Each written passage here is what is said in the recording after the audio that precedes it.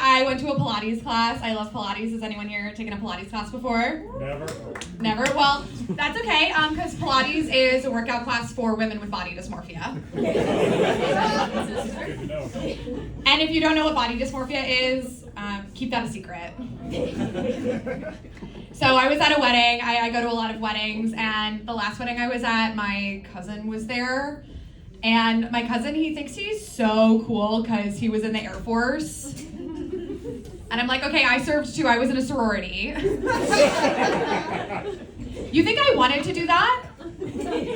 No, I did that for my country. And my cousin, he like marches over to me and he's like, hey Claire, just so you know, we're not gonna hang out after the wedding because I have a new girlfriend. And like, just so you know, I've never hung out with my cousin. Like, I've never even considered hanging out with my cousin. I was like, ew, Kyle, we are not those kinds of white people.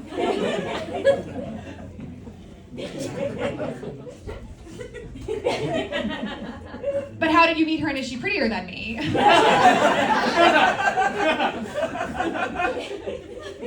So I just deleted all the dating apps. Thank you. Yeah, I saw my ex on Hinge. Yeah, and one of the questions on his profile was, what's the biggest risk you've ever taken? And his answer said, quitting my job in finance to take a role in tech. Yeah, changing your LinkedIn status is not a risk. And I really hate that question, what's the biggest risk you've ever taken? Because the only thing it tells me about you is how much of a loser you are. Like one time I saw that question, then this guy was like, oh yeah, my biggest risk? I almost went to jail when I was studying abroad in Amsterdam. And I was like, drugs are illegal there. That's a waste of your trust fund. And then I see this one a lot too. They'll say their biggest risk is moving to Chicago. I'm like, you're from Schaumburg and you still hang out with your high school friends. Does anyone in here want to share their biggest risk? Any men? No, it's okay. Do you want to hear my biggest risk? Walking alone at night.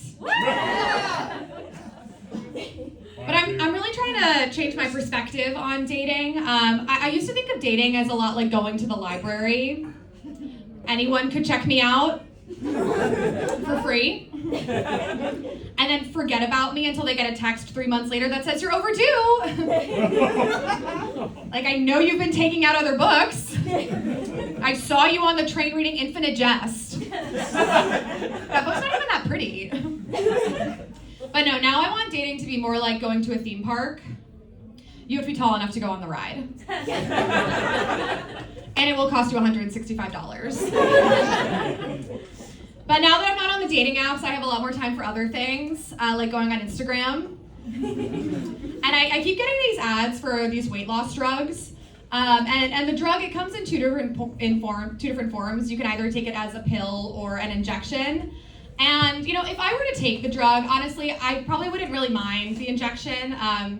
I'm sober, so those are the only kinds of shots I can take. And it's so funny because, like, the opening line of the ad says, did you know you don't have to be obese to take a GLP-1?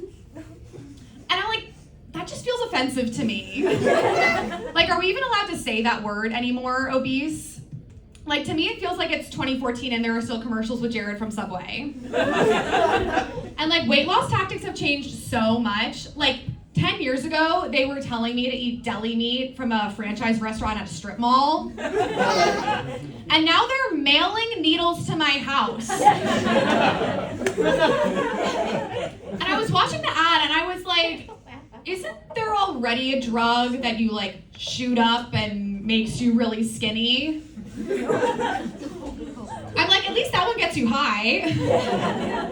GLP-1s just make you insufferable. And the other form you can take it is as a pill, and I would take the pill, but I'm really bad at swallowing. And like, you guys already knew that about me. Like, I don't look like I swallow, I look like I'm the lead in a Hallmark Christmas movie. And And okay, I've been thinking a lot about like what my Hallmark movie would be. And okay, here's the plot. Are you guys ready?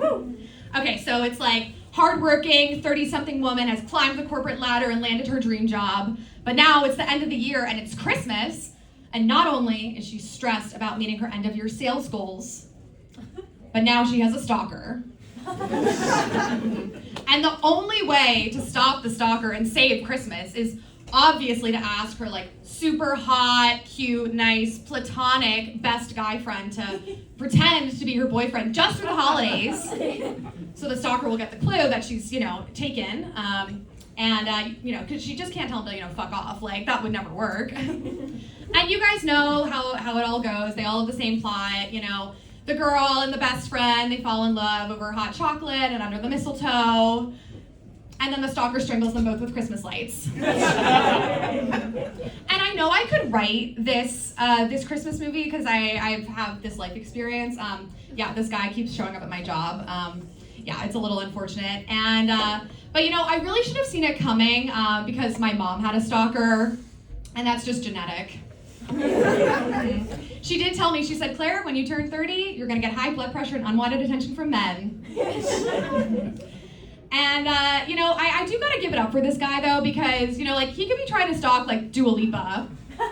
But instead he said, I'm gonna go for someone attainable. He said, I'm gonna go for that girl. And, like, in 5 years, he's gonna be on Reddit being like, I stalked her back when she was doing open mics at the Lincoln Lodge.